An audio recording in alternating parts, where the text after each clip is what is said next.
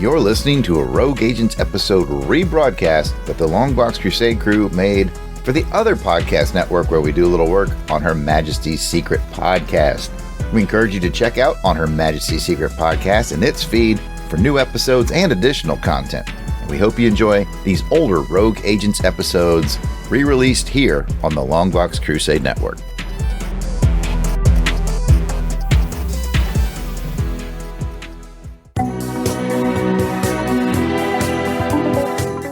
Hi, this is Simon Jarrod, writer of James Bond comic books for Dark Horse, and you are listening to On Her Majesty's Secret podcast.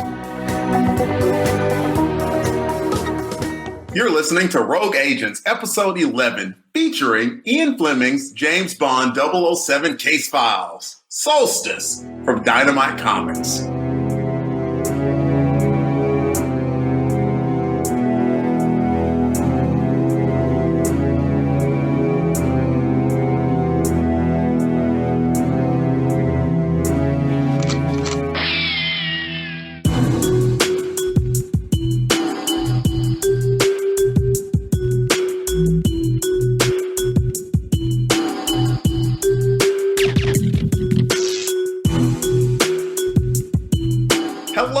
Welcome to the 11th episode of the Rogue Agents podcast, a part of On Her Majesty's Secret podcast channel, brought to you by our fine Patreon sponsors and White Rocket Entertainment. I'm your host, Agent Dark Web, but you can call me Delvin if you know me. And joining me as co-agents are, let's start with Jarrod Alberich, aka the Art Cell Artist. Some know him as Death Probe, and he will tell me the most 007 thing that he has done since the last episode. Well, the most 007 thing I've done since the last episode, I recently went and braved this pandemic world we have, and I did a convention in Atlanta. So I would say it was like the time that Roger Moore went into Drax's lair with the gas masks and all that jazz. But it ended up being just fine. Nobody got sick. Fine. You know, I'd been vaccinated, so I was feeling all right about it. But yeah, I went out into the real world, man, gas mask in hand, and it went well, though. It went really well. So that's the most Bond risky thing that I've done since we last recorded. The real world can be scary, and I'm glad that you came back intact and with us. We would hate to have lost you, Jarrod. I appreciate it. I appreciate it. Oh, boy. Remember, die on mute. For some reason, these two rats I have here are just fine. I'm starting to feel a little weak.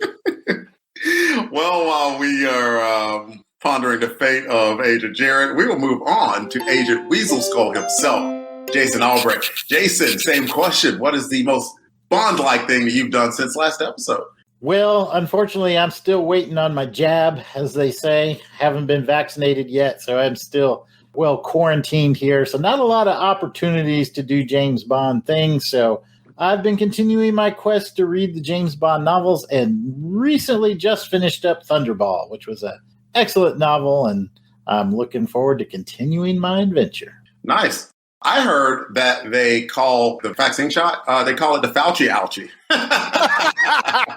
That's hilarious. Delvin, that is such a good one. I started that. That was me. What?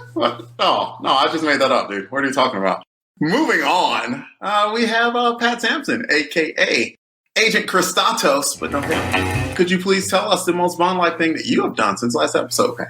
Well, the most Bond-like thing I have been doing, and you may have heard it through some episodes out there, either on the Longbox Crusade or even on this network, where I have been putting out there some false news, so to say, of Delvin winning the rookie agents. I have been falsely taking it down and sneakily putting up that I have won because I am the winner of the agents, rookie agents. I watched all 25 movies. Yeah. Right? That's true. Yep. We did the trivia. I won it. That's true also. Yep. All 24 episodes, I won. Oh, so I just wanted to let it be known, you know? So it's possible that, like, maybe you're infected with some, virus that's causing you to lose your memory or something. But it's okay. Help is on the way. We'll find help. Oh, boy. Oh, God. And yet Again. the new rats are still okay. You know, when you put rats in his little hole and they're going to fight and they're going to eat at each other, eventually one of those rats is going to... I just used this bit on the music episode I did with Alan that we recorded. So that sounds familiar.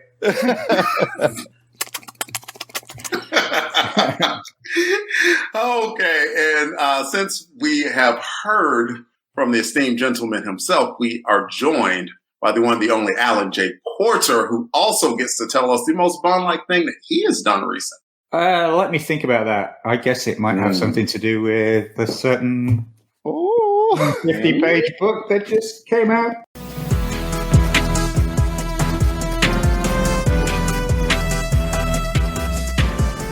$300,000 words, 5,000 individual entries, 453 pages, 271 stories covered, 80 original illustrations.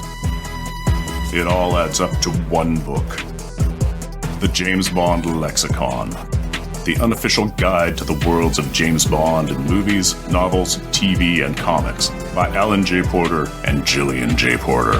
Now available from White Rocket Books and via your favorite online bookstore.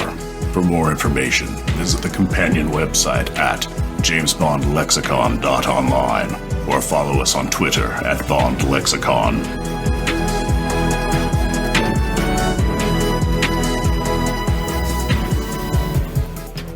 Yeah, I guess I wrote a book about James Bond along with my wife before she hears this and tells me off. Good call. Never forget your co-author, particularly when you're married to them. So, yeah. Tell us about that, please.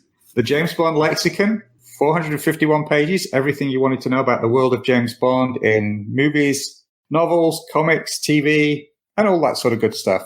5,000 individual entries and lots of good illustrations, and a lot of work is taking us to get this out, and it will be out in early April. So pretty excited to actually be holding a print copy in my hand and seeing it head out into the wild. So, well, it looks amazing. And where can people buy this? It will be on Amazon and hopefully on some of the other online bookstores as well. Well, I'm getting me mine, kids. Thank you. Did you mention how much it is going to cost?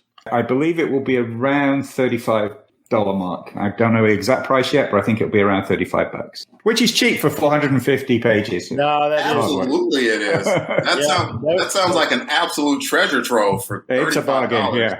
Yeah. Absolutely, it is a steal, ladies and gentlemen. Please go and pick that up. And so it looks like you could use that as a Bond instrument as well, too, to knock somebody over with on the head. That thing's heavy. Yeah, I was actually thinking you could just put it down the shirt and it'd be bulletproof vest or something. There you go. Yeah. Yeah, so basically what you're saying is James Bond would have to write a book to be like you. Yeah, well, but he did in some of the Fleming stuff. It talks about him writing a manual. So, that's true. Yeah, true. Yeah. So, all right, I finished my book. He didn't. He never did. So, are you sure about that, Alan? Are your facts on James Bond? No, I'm not sure now. That is awesome. That is excellent. And with that out of the way, this episode is the 11th episode of our ongoing series on this channel called MI6 Rogue Agents, where we traverse the 007 universe. That can mean books, that can mean music, that can mean video games. Essentially any medium that connects to the Bond franchise that we love so much here at On Her Majesty's Secret Podcast. But before we get started, I had a question for the senior agents, and I'm going to give Pat some time if he wants to join in on this. But since this episode is about Solstice, the comic book, and this is kind of an issue where James Bond goes a little bit off mission, a little bit. There's been a few times, a little bit rogue, not quite rogue. I mean, since, he's doing he's doing a favor for M, it's kind of rogue, but not quite like full rogue. So my question is, what's your favorite time from the Bond franchise where James has gone off mission? Jarrod is raising his hand. He is ready. I already know what Jarrod's going to say. So pick me. Jarrod. I got to go with him first. But Jarrod, am I right in that? Are you going to say License to Kill? That is correct. You don't have to call on me anymore. You got it correct. 1989, License to Kill. I love it. It's my favorite movie. Absolutely loving him go rogue on that, man. Love it. Love it. All right. What do you got, Jason? What do you think? Well, License to Kill for me, too, as far as the Bond franchises or the movie franchise is concerned. But as you know, I may have mentioned I've been diving into the book. So I am now starting to become more of a literary Bond maestro, I'd say. And so I like the short story For Your Eyes Only, which had a very similar feel to this, where it's M using Bond as his personal weapon. I definitely got that vibe reading this book. And so that's what popped into my head when you asked the question. The Ian Fleming short story For Your Eyes Only. Fantastic. What about you, Alan? Jason just stole what I was going to say, but yeah, basically, the For Your Eyes Only short story. Again, this comic story reminded me of that. And really, it is the first time in any of the franchise, I think, where Bond goes rogue or is on an unauthorized mission in this case. So yeah, highly recommend the For Your Eyes Only short story if you've not read it. It's a pretty good one. But as far as the movie franchise goes, then yeah, it's got to be the first time he goes rogue with License to Kill. Nice. Yes. That is the first thing that I thought of as well. And that was the first movie that I rated a 7. One of these days, we're going to have to go back and watch those. That'd be absolute pleasurable thing to do. Pat, did you have anything that you wanted to add to that? Did something pop up in your head? Yeah, I knew Jarrod was going to say License to Kill, and you've always, that's always come out that way. But for me, being the newer agent and, just that we got to see all these movies from start to finish in a row like we did, I liked Skyfall when I think about it. He goes. Excuse me, I'm leaving. Bye. Okay. Oh, do you want me to just, here, I can remove you, Alan. And I'm a Craig guy. I think I like the Craig, so I think it's Skyfall. See, I am absolutely okay with that. And since I'm the host, I'm glad that we can end that on a positive note as Alan glares down. And I think Jason and Jarrod Alan, might. What are you doing with that book, Alan? Put that book down. Jason and Jarrod might be plotting a funeral, but it's okay. It's all love here. I hope. Put the knives away while I go on to the subject for this episode, which is Ian Fleming's James Bond 007 Case Files Solstice from Dynamite Comics. The publisher, again, Dynamite Comics. The writer and artist of Solstice was Ibrahim Mustafa, and the cover price for the individual issue was $4.99. There are additional credits that went to Jordan Boyd and Simon Boland, and I did a little bit of research, and I couldn't determine what they did, but they had a contribution to the book, probably coloring and lettering would be my assumption. This was published November 22nd, 2017, and here's a very quick plot description that I used the Dynamite.com site for inspiration. 007 accepts an unofficial mission from M to investigate a Russian agent who is dating a British foreign national who happens to be M's daughter. James travels to Paris in pursuit of him, but is Bond the hunter or the hunted? We're about to find out, but first, we gotta ask, is this a first read or a reread of this particular comic book for everyone? And we can start with Alan. This is definitely a reread. I actually read it twice for this, so it's probably my third and fourth time of reading it. Nice. Pat, what about you?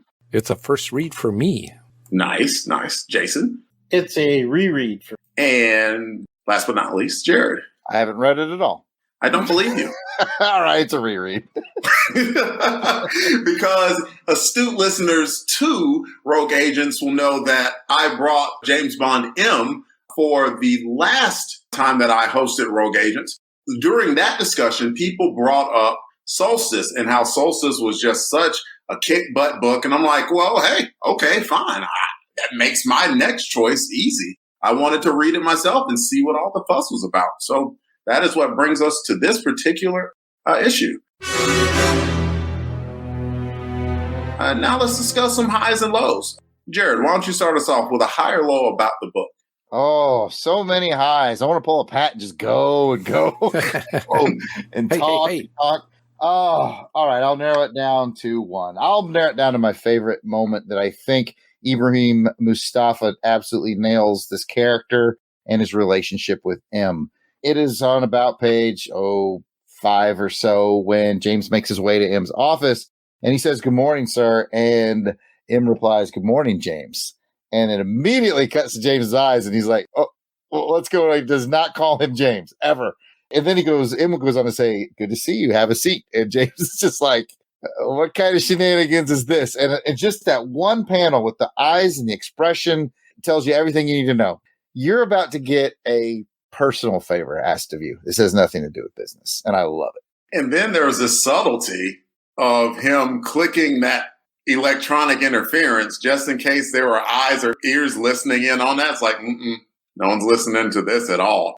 That buzz came up a few times, but I should talk. I should pass it on to, let's go with Jason. Jason, do you have a high or low to add? Yeah, Jarrod kind of took mine coming out of the gate, but I'll go just a little bit before that with the interplay between Bond and Moneypenny in the office. That felt so right. It felt like the original Sean Connery and Lois Maxwell trading lines and innuendos, and I just really enjoyed that. It set up the cheery mood, the festive mood, and then you move into the M's office, and like Jarrod said, as soon as he gets that "hello, James," it's like the curtain just comes down. He's like, "Ooh, my day just about to get bad." So, yeah, the mood, the whole interplay in the office with Moneypenny, I enjoyed that. Yeah, and if not bad, then definitely interesting. And you don't want to be an agent and living in interesting times, I don't think. Alan, a high or low from you, sir? Actually, I'm going to go with a low.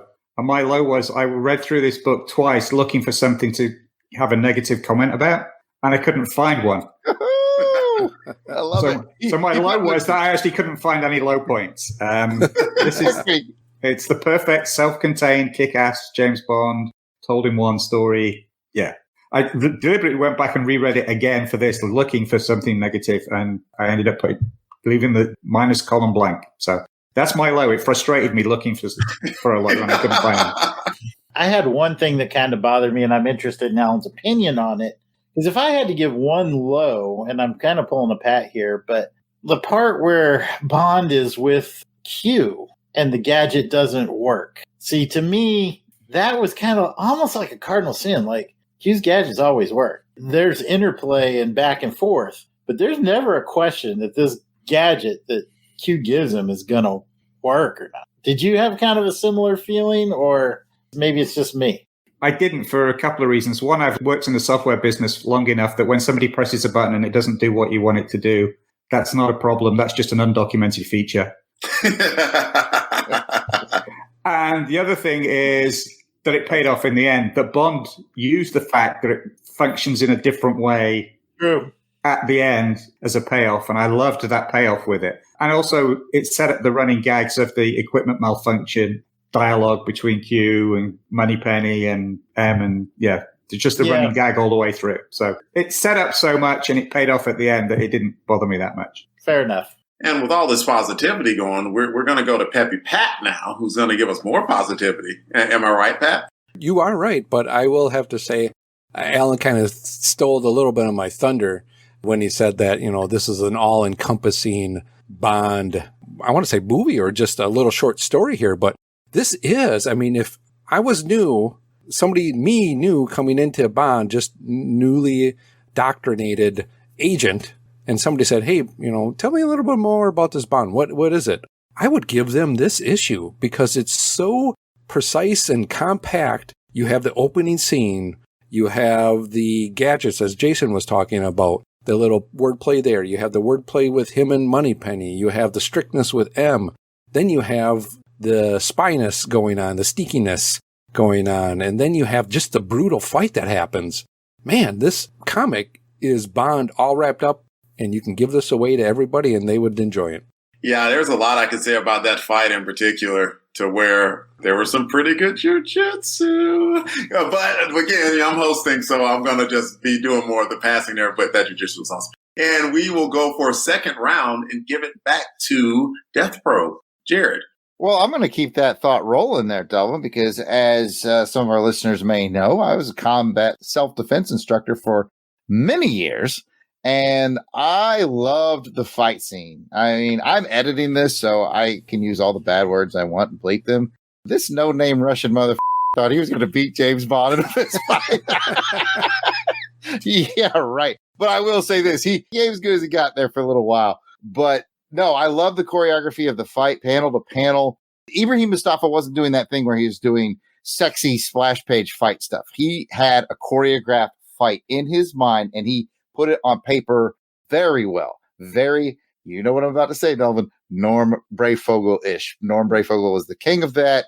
This is just right in that wheelhouse. So yes, I'm going to key in on the fight and say it was amazing. I want to add something. They were at one point, the Russian had Bond in about the worst position that he could have possibly been in. Bond was on his belly with the guy basically on his back. And that is a terrible position. And Bond knew it. So it was like, okay, yep, he got me on this one. So I got to fight dirty, reach for that pin and stab them. And it was perfect.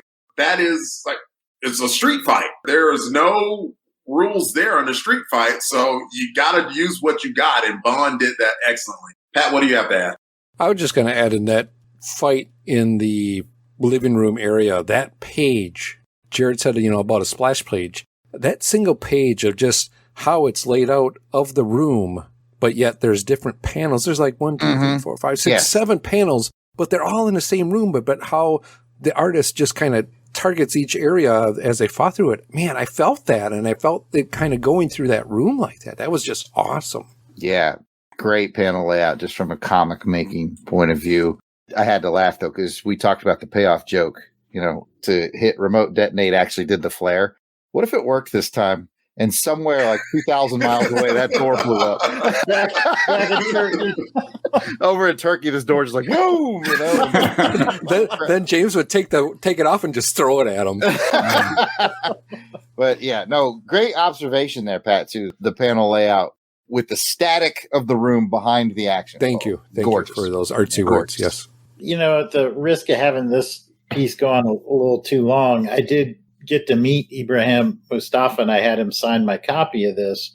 And we talked a lot about that fight scene. And essentially, he told me that he was intentionally going for many of the things that you guys all brought up tonight, that he wanted that fight scene to be realistic. He wanted to use each panel. So, he intentionally, there's that one scene where he kicks the guy and literally kicks him from one panel into the next panel. He wanted to have a storyboard. Like you would see it laid out for a movie. And I just thought that was really interesting. I congratulated him on just such a beautiful issue, just from stem to stern. This book is perfect James Bond. Yeah, I straight up love that. That kick itself was almost the beginning of the end of the fight. That's a basic push kick or thrust kick that is designed to get distance away from the opponent. And sure enough, he kicked him right into the room, knocked him off balance. It was the beginning of the end. Yeah. I said I wasn't going to talk about it. I made myself a total liar. We will pass it off to Jason. You got any highs or lows about the book? The only part that we haven't really talked about is the ending, which I thought wrapped up beautifully with Bond and M, Christmas Day, Moneypenny working through Christmas Day. Bond, so I got no family, nowhere else to be. And they end up spending that Christmas Day there. What's beautiful is what's not said. There's the code of silence between him and Bond, and it's not broken in this book. And that's the one place where I thought, if they're going to ruin it, this is where they're going to ruin it, by having this exposition about how hard it is to raise a child and the blah, blah, blah, blah. No, it is what it is. And we're on to the next mission. Fini. I loved it. And so it goes. Well done, Jason. Alan, what about you? I got a long list of high points, which we wouldn't get through, but a couple of the guys have touched on it already. It's just comics storytelling techniques in this. Knowing when to use dialogue, knowing when to use silent pages. There's a lot of the action. There's actually no sound effects, no dialogue. It's just silent pages. They work really, really well. The coloring that sets up the different moods between the office, them being in France, the nighttime streets in Paris, the apartment fight that you talked about, and knowing when to use dialogue, when not to use dialogue, how to transition the page. I mean, this is just a masterclass in comic storytelling techniques in just this number of pages. As Pat really said, it's a mini James Bond movie, from the pre-credit sequence, action sequence, to Q's lab, to Moneypenny, to M, the mission, the fight, the payoff, the coda at the end. I don't know, it's just a perfect example of James Bond in comics and a great example of the comic storyteller's art too. Pat, take it home for us. One thing that I really like, and I do appreciate you bringing these comics in, Delvin. I think Jason also brought in one for Crusade Miss as well, too. Jarrod, did you bring one, too? Yep. Okay, so you guys brought in these bonds, and I really appreciate it because I like this universe. I like the characters. You know, it's a little bit different, but I like them. I would like to see these characters, you know, maybe in the next film. You know, I could see the different, you know, they're kind of pulling from every Bond series or things like that, but I really like them. I like M. I like Moneypenny in this. I like Bond. I like Leiter. I just really enjoy these comic series. I want to read more. Well, yeah. I have James Bond case files here, and I've mentioned it a couple of times. And in order to get this book, I went ahead and bought it off of Amazon. I haven't read the rest of them, but you better believe that I'm going to. One of them is M, which we covered, but one is about Moneypenny, and one is called Service, and I'm not sure what that one's about. So I'm interested to see what the heck that's going to be about. But if it's going to be in the same quality as M was, as the books that Jarrod and Jason bought over on our network, Longbox Crusade, then I'm absolutely looking forward to it. It's a really cool thing when you have a production like Dynamite, who I'm sure had to fight for this property. And when they got the property, they handled it with love and care. And it shows. This book was a Christmas special. Compare that to like a Marvel or DC Christmas special where it's like 80 pages and it's kind of fluffy and there's not really any weight to it. And it's like, I spent $5 on this, really? And you get this book and it's like, oh my goodness, craziness. I could watch a short animated series. Man, if they did these characters in an animated series, I'd be all over this. Absolutely. Oh, man. Alan, you got something to add, sir? Yeah, no, I was just going to add to Pat's thing. I've said this on quite a few interviews and podcast shows over the last several years, pretty much since Dynamite came out of the gate with the first series of Varga. I think the Dynamite Comics is the best modern interpretation of James Bond, of the franchise. Way better than the recent movies. If you really want to read what a contemporary or enjoy a contemporary Bond, just read the Dynamite Comics series, all of them. I think there's only really, to my mind, been one that's been slightly below par. The rest of them have been really top notch. The Body, right? The Body. Yeah. Which was an interesting experiment that didn't quite work. I understand what they were going for. But yeah, the Warren Ellis ones, the ones written by Andy Diggle, a lot of these one-offs. Service, the Kieran Gillen one you just mentioned, is really good. They're all really, really top notch. And for me, this is the Bond of the 21st century, is the Dynamite Comics Bond. Come on, Serpent's Tooth was baller, y'all. Who doesn't love Serpent's Tooth? Yeah, Serpent's Tooth's cool. I got to tag on Delvin just to take up more space. I know Delvin just mentioned that he got the case files, the hardbound one. I just want to plug that to our listeners because not only does it have all those stories we just mentioned, it has some really great bonus material. I'm looking at some Ibrahim Mustafa layouts and drawings, page layouts, alternate covers. They do put a lot of cool bonus material in these hardcovers, so I just wanted to plug that real quick. And I wanted to give my own editor's note. I looked all over the internet to see about, credits, and the main name I saw was Ibrahim Mustafa, and all I had to do was look in the doggone book that I bought to find out that Jordan Boyd was the colorist for the book, and Simon Boland was the letterer for the book. So there we go. We now know what Jordan Boyd and Simon Boland did for the book. All right. So we had an excellent discussion on that, and we should go to a few fun facts. I'm going to try and do a little bit of French for you guys very quick. So bear with me. There was a conversation in the book that were few panels that were in French, and the first one said something to the effect of "Tout équipé pour vous selon la demande de Monsieur Mathis. Je vous laisse pour voir si tout va bien." Loosely, that means here's what you wanted according to the request of Mr. Mathis. I leave you to see that everything is okay. And Bond replies, "Great," and then says, "Thank you," to Mathis. Then Bond calls to the Front de Rivière, where he confirms his reservation for tonight and says he'll see them soon. Please refuel and assure my car is ready upon arrival. To which the hotel replies, we hope to see you soon. Last, the bellhop tells James, your car, I hope it is right for you. And Bond says, thank you. Thank you, Delvin. I was reading that and I'm like, I can't read this. I don't know what they're saying.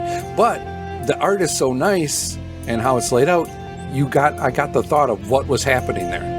I actually really like it in comics when they don't translate foreign languages like that. They let the art, like in a movie when they don't put subtitles, but you get the context from what's happening. It should be the same in comics. And I love the fact that the French people were speaking French. And by the way, that car, when we were working on the lexicon, I actually had to email Ibrahim and ask him what car it was because I didn't recognize it straight off. It's a Talbot Largo 12C, I think, which was made between 1946 and 1953. So he picked a really it's niche car for Bond to drive, and it's a cool looking car. So yeah. How much time did he put into this, Alan? Do you know? I don't know, but it was a lot. I first got to know of him because he did an amazing series of posters for the Bond movies. He went off and basically did a whole series of redesigning very minimalist posters for the Bond movies. And I think that's what brought him to the attention of Dynamite too. So yeah, I don't know how much work he put into them, but for me, I wish they'd have him on the regular Bond series. I mean, that Skyfall poster was my favorite. Yeah, I have to see these now. These sound interesting. Yeah, I wouldn't mind looking at those either. Just the artwork that he put in there, the clean lines. And he did something similar to what Bob Q did, where Bob Q did his own, I think Bob Q even did his own colors.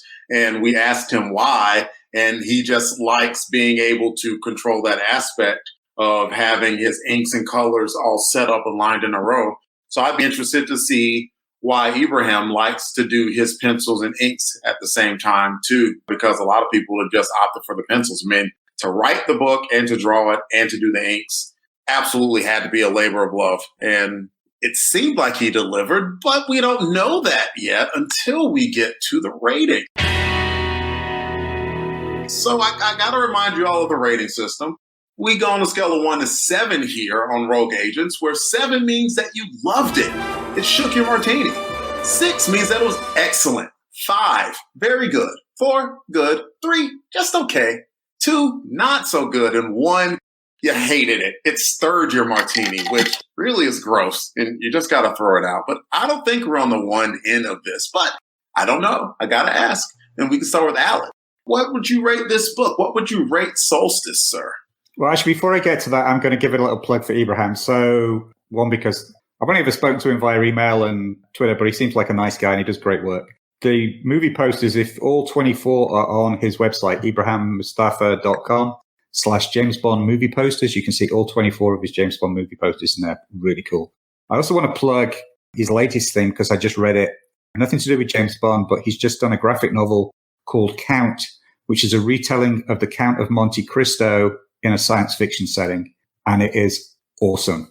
I think it came out like 2 weeks ago. Highly recommend it. Nice. If you like me and you like the Alexander Dumas stories, it takes the basis of those, adds his own twist to it. And it's a really, really good read. And again, really well put together and laid out and colored and great artwork. Anyway, I'll stop plugging somebody else's work now. So what do I want to give this? I guess it's no surprise, considering my leading remarks, this is a pure 7. As Pat rightly said, if you were going to give anybody one James Bond comic to introduce them to Bonding comics, this is the one to give to somebody to introduce them to Bonding comics. That is awesome. And, well, it's not up to me to agree or disagree with that, even though I definitely have comments in my head that as a host I have to keep. It's very frustrating, I have to admit. And I'm going to pass it off to, let's go with Jason. Jason's off mute.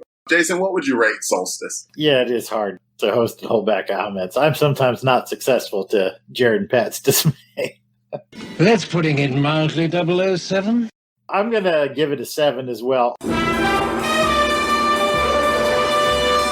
All the reasons that Alan and Pat so eloquently summed up. Yeah, if you pick some rando off the street and they knew nothing about James Bond, you could give them this comic and it's a perfect primer. A perfect primer. Very alliterative, sir. And let's keep the alliteration of perfect primer and go to Pat. I'm going to give it a 7-2, man. I love this one. I wasn't going into it what to expect out of it, but this so delivered everything that I wanted in a Bond and then some. So very cool. Last but certainly not least is Jarrod. Well, I hate to be an I told you so. What am I talking about? I love it. I told you this was the better M comic between the two, and the other one was really good. Absolutely 100% giving this a 7. Great book. Let me ask you this, Jarrod, though. You say it's an M comic. It's really not, though. It's a Bond story. I like really. Up,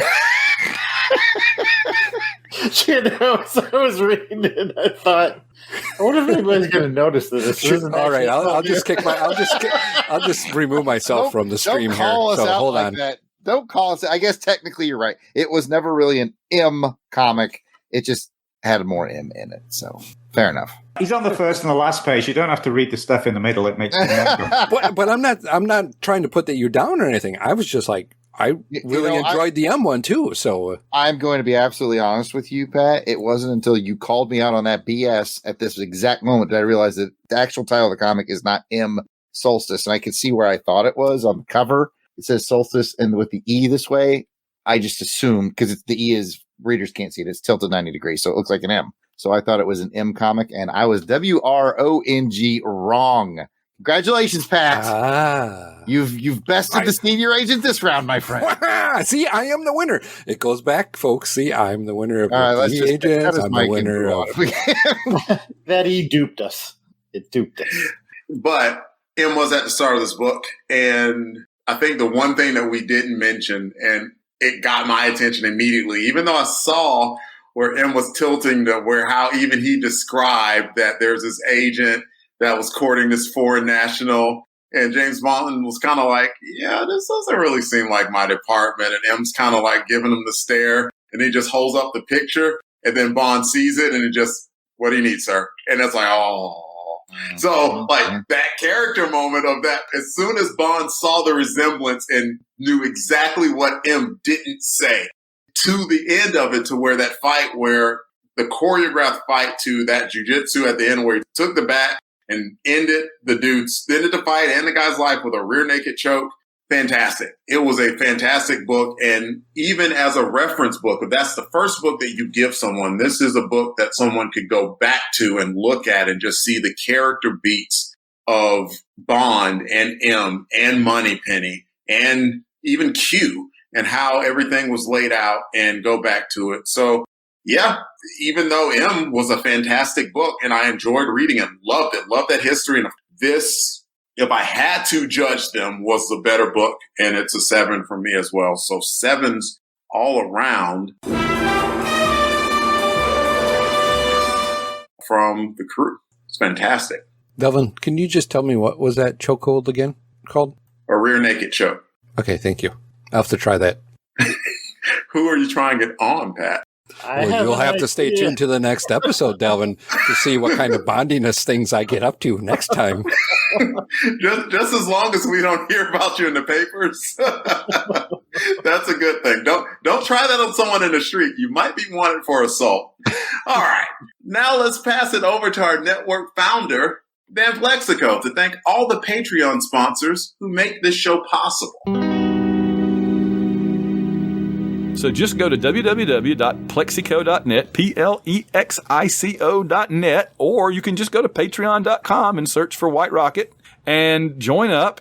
And it's for as little as $1 a month. You get to be part of the show, and we send out, I post things occasionally on the Patreon page of interest, and you get previews, you get special deals, special offers, and discounts on things that we do, and you sometimes get shows before the regular audience does.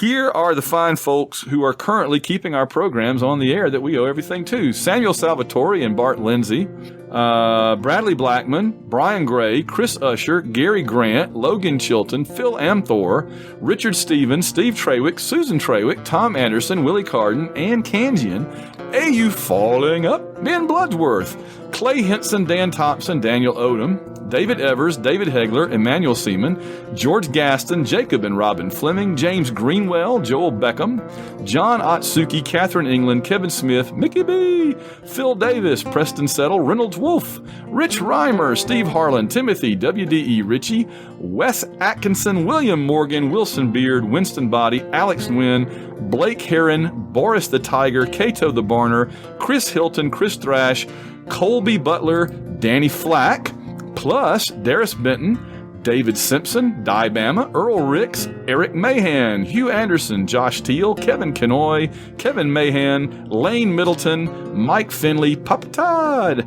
Randall Walker, Rob Morgan, Ross, Russell Milling, Shannon Butson, Sarah Hines, Shane Bailey, Snowdog, Stephen Houston, Tim Pittman, Todd Gray, Tony Perry, Auburn Elvis, Ben Amos, Brandon Sisson, Brandon Smith, Chris Camo, Darren Pyle, David Smiley, Donnie Reynolds, plus Ivor Evans, James Taylor, Jason Alberich, John Stubbs, John Zavachin, Joey Miller, Joseph Iliff, Justin Bean, Lawrence Kane, Mark Squire, Matthew Flowers, Mick Vijakana, Nicholas Craig, Patrick Williams, Paul Bankson, Robert Drain, Robert O. Sammons, Russell Souther, Ruth and Darren Sutherland, that's the truth, Ruth, Spanky, Stephen Thompson, Trevor Johnson, Kenneth Brett Raines, Brant Rumble, and Chris, plus our one-time and anonymous donors. We thank you all so much. Go to www.plexico.net or just go to www.patreon.com and sign up and join the family. And that's the show. As a reminder to our audience, if you'd like to be a part of the show, you can send us your questions, comments, or trivia challenges to ohmspod@outlook.com or over on our Twitter page @OHMSPod. If you'd like, you could even use the email as a reminder, that's ohmspod@outlook.com, to send us an audio recording of your question or comment, and we might even play it on the show. Also, if you're an iTunes listener, we greatly appreciate it if you left a review for the show. That will help raise the show's profile to attract more of the 007 family to this program. As a reward for leaving a review, we will read your entire review on an upcoming episode of MI6 Rogue Agents. So we have an audio send-in from the Rusty Agents themselves, Rick and Jeff of Jeff and Rick Present, and we haven't listened to it, so we're looking forward to seeing what it's called. All we know is that it's called Dr. No. Take it away. Good evening, agents. This is Jeff from the Junior Mission Control Center, also known as Jeff and Rick Presents. I am providing this week's field report from the junior agents stationed in the Pacific Northwest. As usual, I surprised my fellow junior agent Rick during the recording of our regular podcast, Unpacking the Power Pack, with a pop quiz in the middle of our script. His answers are not prepared. Yeah, I tend to do a lot of moving around anyway, so it's all good. All right, and I'm recording on that too. Let's go ahead and do our ad to start with. All right, so if Jeff, you guys are ready then? Yep. All right. Your eyes say yes, but your mouth says no. Dr. No, that is. Pop quiz time, hot shots. In the 1962 film that launched the James Bond saga, Agent 007 battles the mysterious Dr. No, a scientific genius bent on destroying the U.S. space program. As the countdown to disaster begins, Bond must go to Jamaica to confront the megalomaniacal villain in his massive island headquarters. In light of this, I would like you, Rick, and Shag, the irredeemable Shag from the Fire and Water Network, to name 5 fictional doctors. We need to name 5 fictional doctors, and the reason why is because this is a bit for On Her Majesty's Secret podcast, where we are going to add this into the notes that we send in, because we do a thing where we do pop quizzes on each other at various times that are inconvenient for people. So right now, that's where we're at. We need to name... Anything to irritate Jarrod is fine with me.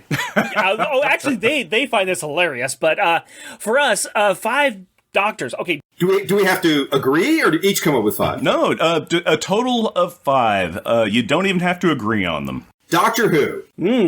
Dr. Quinn, Medicine Woman. Ooh, I like it. Nice Dr. Doom. Yeah, we got Dr. Doom. A classic. Remember, this is fictional doctors, so you can't say your pediatrician or your dentist. Right.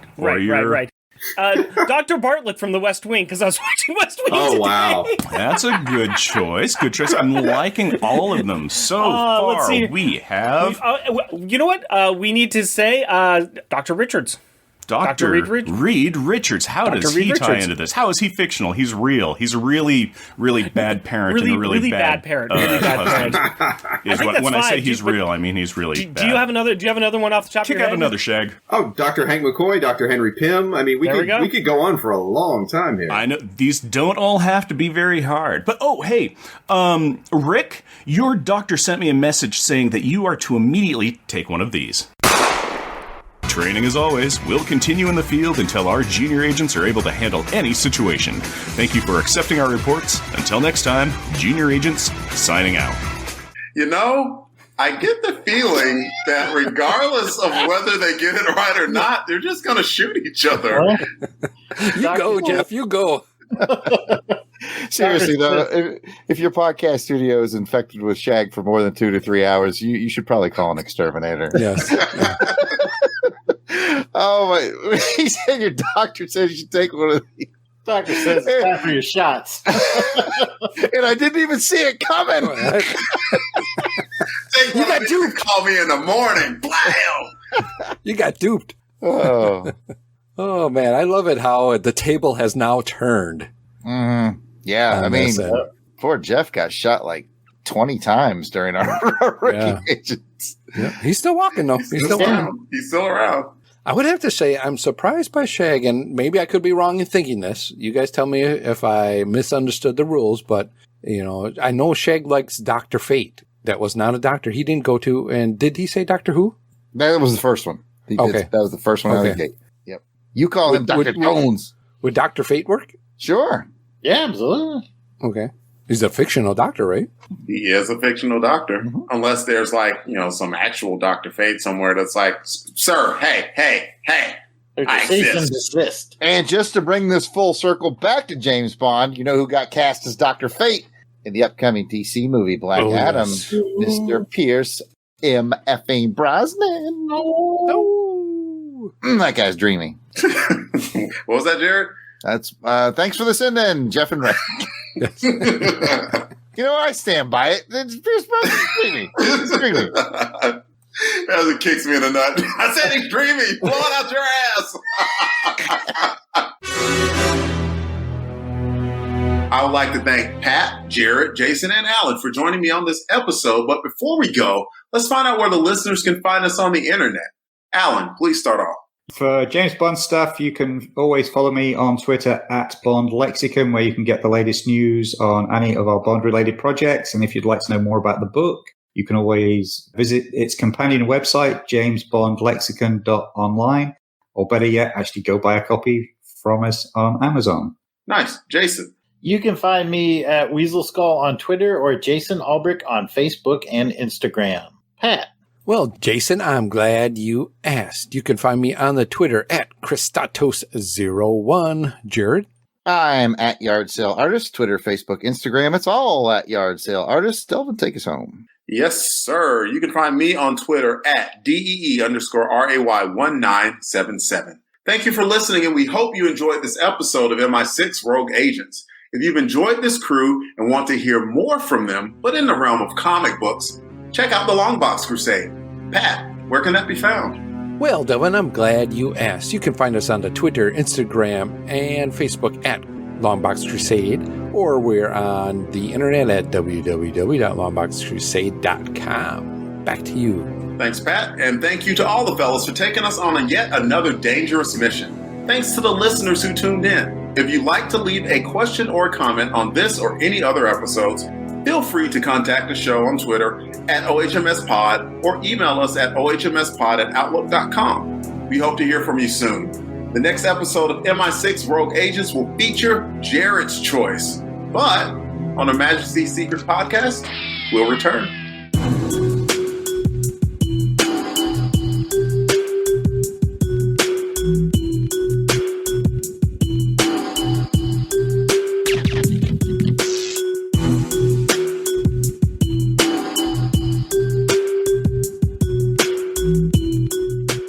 This episode features the James Bond GoldenEye 007 Trap remix by The Whittler.